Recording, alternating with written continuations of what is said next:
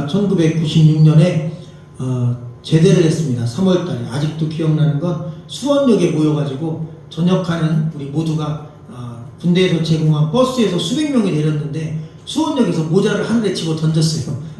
이제 우리는 해방이다 외치고 포효하고 나왔던 기억이 나는데, 그때 제가 26개월 정도 군대 생활한 것 같습니다. 그런데 이 법이 바뀌면서 2020년 6월 2일부터는 18개월로 줄었습니다. 그래서 저희 조카도 이제 올해 제대를 하는데, 군대 간다고 해서 같이 고깃집에서 밥 먹고 보내준 게 엊그제 같은데 벌써 올해 안에 제대입니다.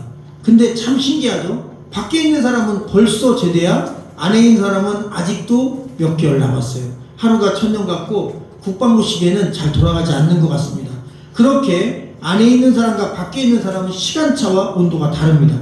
오늘 말씀은 우리가 읽지 않았지만 1절 말씀에 보면 만 2년 후에 오늘 본문이 시작됩니다. 그럼 이 만 2년 후는 어떤 일 이후에 2년 후냐면 감옥에 갇혀서 20대의 모든 기간을 감옥에서 보내고 이제 20대 후반이 돼서 28살이 됐는데, 그 나이에 꿈을 해몽해 줍니다. 술 맡은 관원장, 그 다음 떡 맡은 관원장, 각각 그 요셉의 해몽대로 한 사람은 죽고 한 사람은 복권되었습니다. 그때 부탁합니다. 나 억울합니다. 제가 감옥에 갇힐 만한 나쁜 일 한 적이 없는데 억울하게 갇혀 있으니 당신이 가진 그 힘과 복권된 능력으로 저를 좀 이 감옥에서 구원해 주세요 라고 일말의 희망을 가진 것입니다.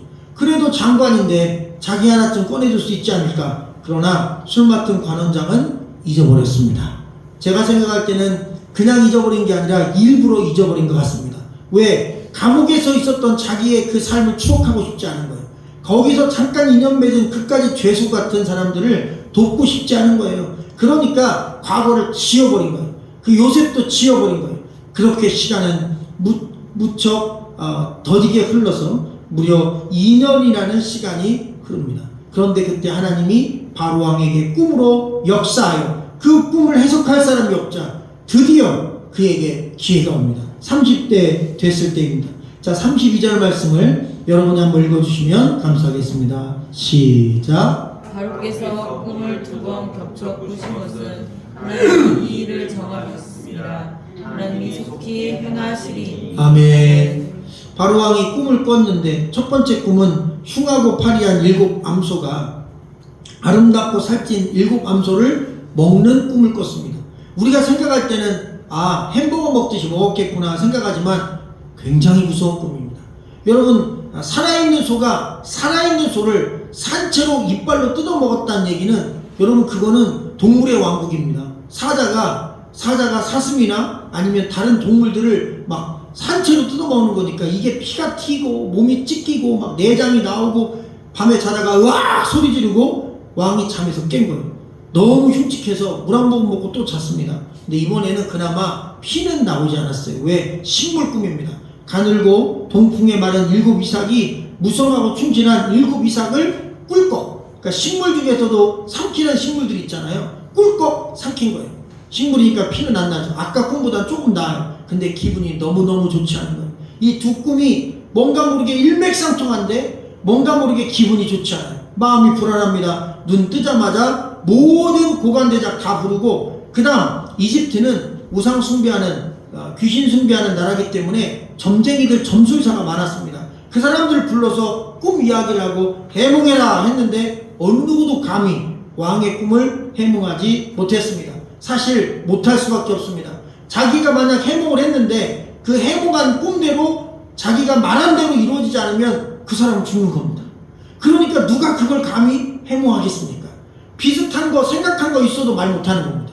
차라리 못하고 혼나는 게 낫지, 하고 잘못돼서 끌려가 죽는 것보다 그게 낫다. 자신이 없는 겁니다. 확신이 없는 겁니다. 무서운 겁니다. 그래서 모든 술사들도 입을 닫고 아무 말도 못하고 있었을 때, 그때 술 맡은 관원장이 자기의 과거를 생각하고 자기 꿈을 해몽한 요셉을 기억하여 그를 바로왕에게 소개한 것입니다. 수염을 깎고 옷을 갈아입고 바로왕 앞에 서서 그 꿈을 듣고 나서 오늘 32절이 그 꿈을 해몽하는 말씀입니다. 바로왕께서 바로가 꿈을 2번 겹쳐 꾸신 것은 하나님이 이 일을 정하셨다는 뜻입니다. 여러분, 성경은 반복되는 게 중요하다고 했습니다. 특별히 2번 반복해서 나를 부른다, 2번 반복해서 꿈을 꾼다, 그건 하나님이 그 일을 확정하신 거예요.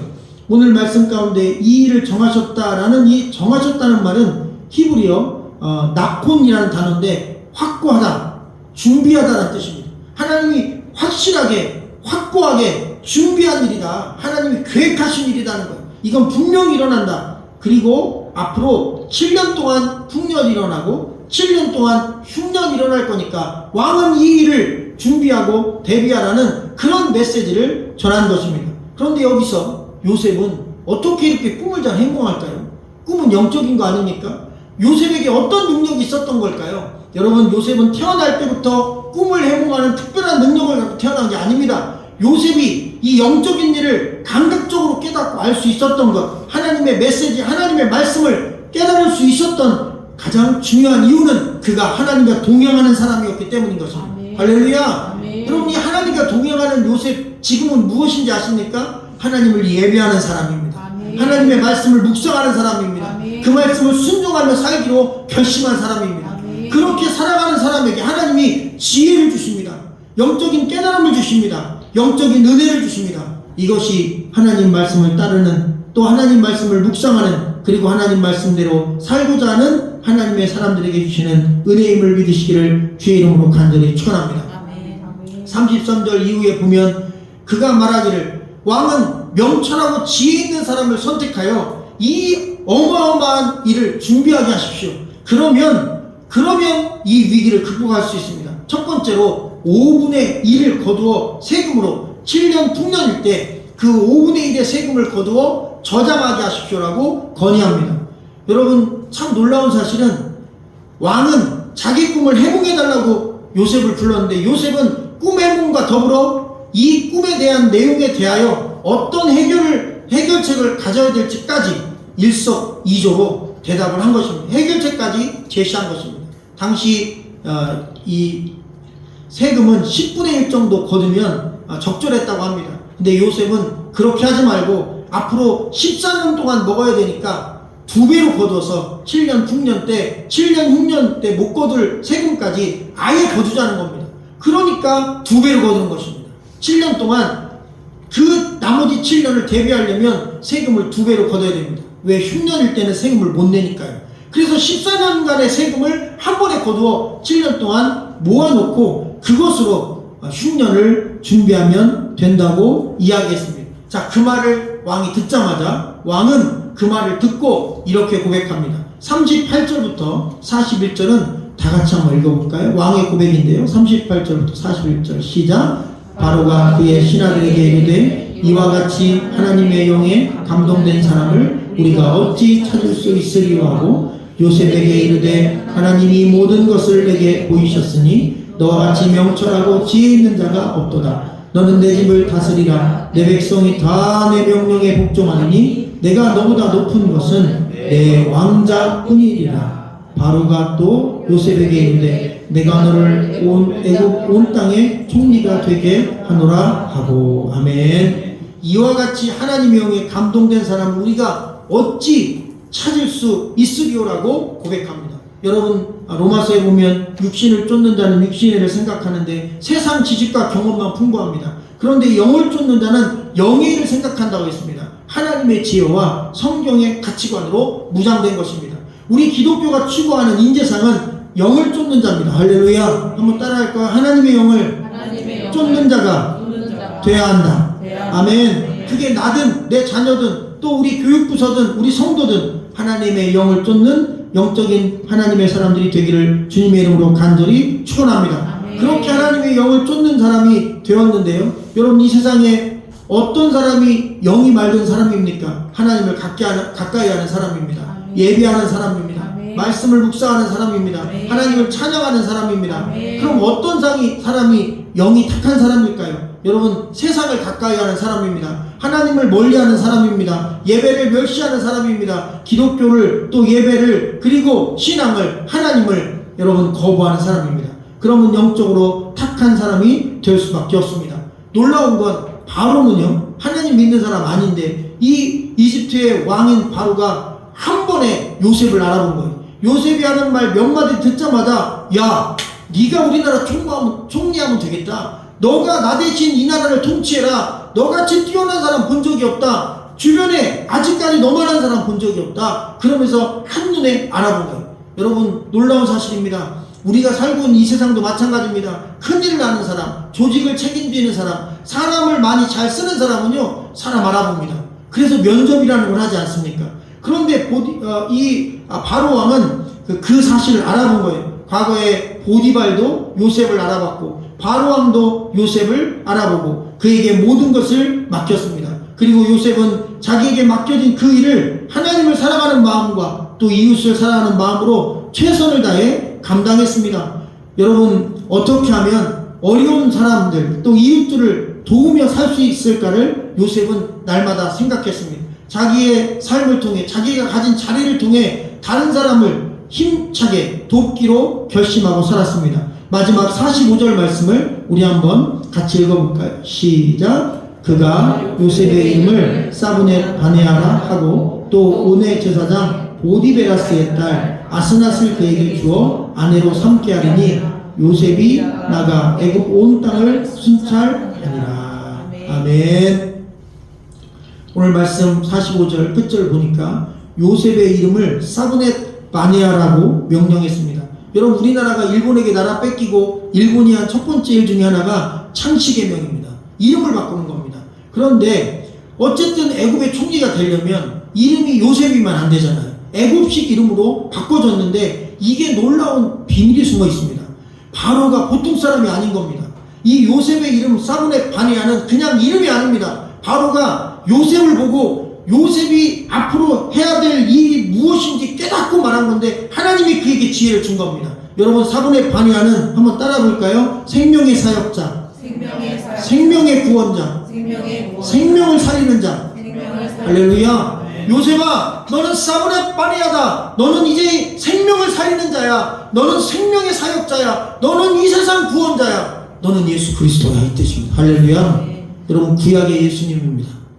구약 성경에 예수님과 가장 닮은 사람, 무려 60가지가 예수님의 삶과 똑같이 닮은 사람이 바로 요셉입니다.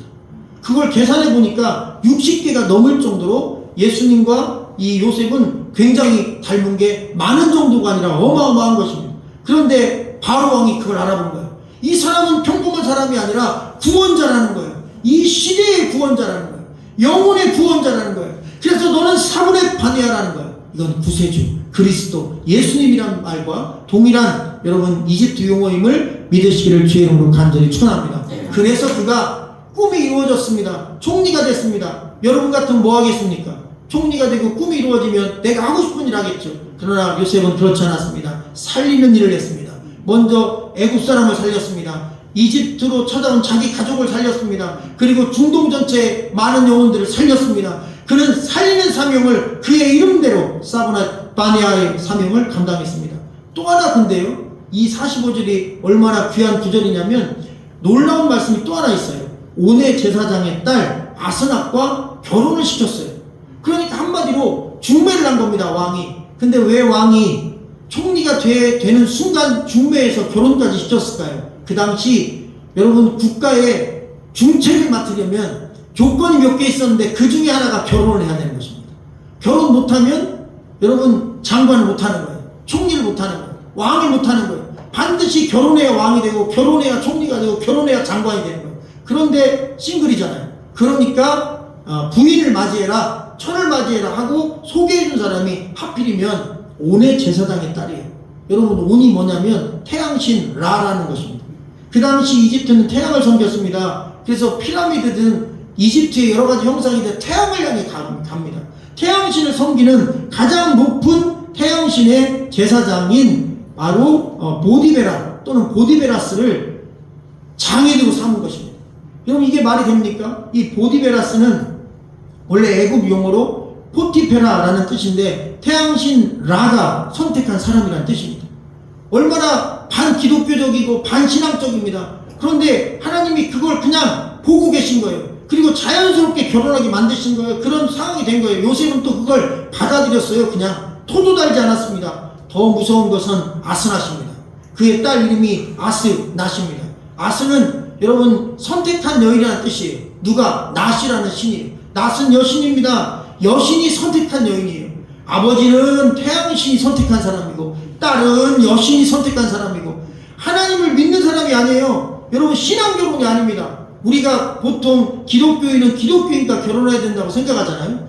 그리고 하나님이 그걸 기뻐한다고 생각하잖아요. 맞습니다. 그런데 오늘 말씀 보니까 하나님이 만들어 놓은 이 여러 가지 상황 속에 요셉은, 그 대단한 요셉은 완전한 불신자, 완전한 우상 숭배자, 지금으로 얘기하면 여러분 그냥 다른 종교의 다른 신앙을 갖는 우상을 숭배하는 그런 종교 지도자의 딸과 결혼하는데 우리나라 대표의 딸과 결혼한 것입니다. 그런 이게 어떻게 이게 은혜로 풀릴 수 있습니까? 그런데 여러분 이게 은혜입니다. 성경에 어떻게 나오냐면 구약 성경 호세아에게 하나님 말씀하십니다. 호세아야, 너는 음탕한 여인 고멜과 결혼해라. 하나님 왜 그 많은 여인을 두고 해필이면 몸을 파는 여인과 결혼합니까? 저 신앙 좋은 여인, 깨끗한 여인, 정결한 여인, 그리고 믿음 있는 여인과 결혼하고 싶습니다. 한마디 토를 다지 않고 그 여인을 아내로 데려옵니다. 그리고 다른 사람과 바람나서 아기를 낳으면 그 아기도 데려옵니다. 또 도망가면 또 데려옵니다. 또 도망가면 돈을 내고 사서 또 데려옵니다. 그리고 이 말씀은 메시지를 전합니다. 하나님께서 호세와 같은 마음으로 우리가 세상을 향해 죄짓고 돌아오면 또 받아주시고, 죄짓고 음탕한 곳에서 방황하면 또 예수 그리스도의 핏값으로 데려오고, 할렐루야. 여러분 이것은 하나님의 사랑인 것입니다. 예수님이 우리 죄인을 향해 오신 것과 같습니다. 우리 죄인을 위해 목숨을 바친 것과 같습니다. 요셉은 이 애굽 땅에 있는 모든 우상 숭배의 우두머리 가정과 결혼하며 그 가정을 주께로 돌이키고 그 가정을 구원하고 그 가정을 살리고자 하는 하나님의 마음을 갖게 됐다는 것입니다. 할렐루야. 하나님은 온 인류가 주께로 돌아오기를 원합니다. 하나님은 죄악된 세상이 회개하고 주께로 돌아오기를 소망하고 계십니다. 55절 우리가 읽지 않았는데 그 말씀 보면 애굽 온 땅이 굶주려서 백성들이 바로에게 와서 음식을 달라고 합니다. 그때 바로가 어떻게 얘기하냐면 요셉에게 가서 그가 너에게 말하는 대로 하라고요. 그가 이르는 대로 하라고 합니다. 다시 말하면 흉년이 들었을 때 살 길은 딱 하나밖에 없어요. 요셉이 하는 말을 들으면 삽니다. 여러분 마찬가지입니다. 지금도 이 세상은 영적으로 기근 중입니다. 우리가 구원받고 살 길은 딱 하나입니다. 예수님 말씀대로 살면 됩니다. 하나님 말씀대로 살면 됩니다. 어린이도 그리고 청소년도 어른도 노인도 마찬가지입니다. 하나님 말씀대로 살면 우리 구원받을 수 있습니다. 이 영적 흉년에서, 영적 기근에서 사람들은 요셉 이야기를 유인전처럼 설교합니다. 요셉이 꿈을 갖고 열심히 살아서 성공했다는 것입니다. 성공 스토리. 근데 아닙니다. 이건 구원의 스토리입니다. 여러분 요셉의 그 모든 역경과 요셉이 당한 모든 어려움은 예수 그리스도의 십자가 고난과 같은 것입니다. 그리고 그가 마지막에 총리가 된 것은 그가 총리 돼서 누리고 살라고 주신 게 아닙니다. 총리가 된 자리에서 살리는 삶을 감당하라는 것입니다. 할렐루야. 오늘 말씀 가운데 마지막 부분 보면 그가 요셉이 나가 애굽 온 땅을 순찰했다고 말씀하고 있습니다. 마지막 2구절 살피고 기도하기 원합니다. 그가 여러분 총리가 돼서 첫 번째 한 일이 온 땅을 순찰한 일이래요. 저와 여러분 같으면 어떻게 하겠습니까? 내게 군대가 있고 왕이 나한테 뭐든지 다 하도록 이 인장 반지까지 다 줬습니다. 첫 번째 보디발부터 죽여야죠. 이런 죽일 놈 보디발 나와! 그래서 끌어내려서 그 사람 처단하고 그 다음 누구를 죽이면 좋을까요? 보디발의 아내를 죽이면 좋겠죠. 나를 감히 강간범으로 네가 나를 몰았어? 너 지하 감옥에서 굶어 죽어라. 우리 감옥에다 넣을 수도 있습니다. 그리고 그 다음은요 군대를 보내야죠. 누구한테요? 자기를 노예로 판 형들 없애버려야 될 거 아닙니까? 일단 원수부터 갚아야죠. 나를 피눈물 나게 하고 13년 동안 노예로 살고 감옥에서 죄수로 살게 하고 나를 이 고통 가운데 쳐는 나의 천천지 원수들아, 내가 싹 다 쓸어줘봐. 이게 마땅하지 않습니까? 인간이라면. 근데요 어느 누구도 해치지 않습니다. 어느 누구도 죽이지 않습니다. 그냥 다 용서합니다. 다 용서합니다. 할렐루야. 보디발도 용서하고 그 아내도 용서하고 그 형제들도 용서하고 자기에게 피해를 준 모든 사람들 어느 누구 하나 탓하지 않고 자기가 해야 될 일만 합니다. 이게 위대한 신앙인인 것입니다. 할렐루야. 여러분, 내가 갈 길, 하나님 내게 주신 사명만 감당하는데 그 길은 누구에게 원수 갚는 일, 죽이는 일이 아니라 살리는 일이었습니다. 원수도 살리는 것입니다. 내게 피해를 준 사람도 살리는 것입니다. 나를 도와준 사람도 살리는 것입니다.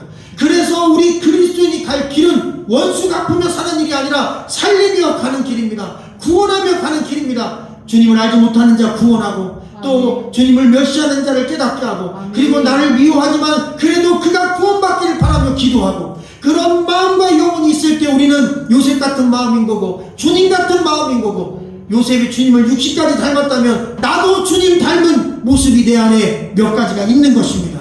주님은 우리에게 그것을 원하고 계신 줄로 믿으시기를 주님의 이름으로 간절히 축원합니다. 아멘.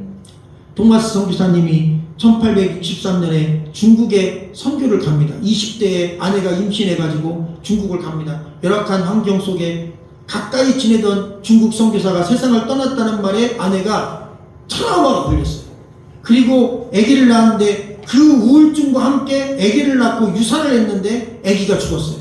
그리고 그 충격으로 친구 선교사의 죽음의 소식과 내가 난 아기가 죽는 그 상황 속에서 이 20대의 젊은 사랑하는 아내가 세상을 떠납니다.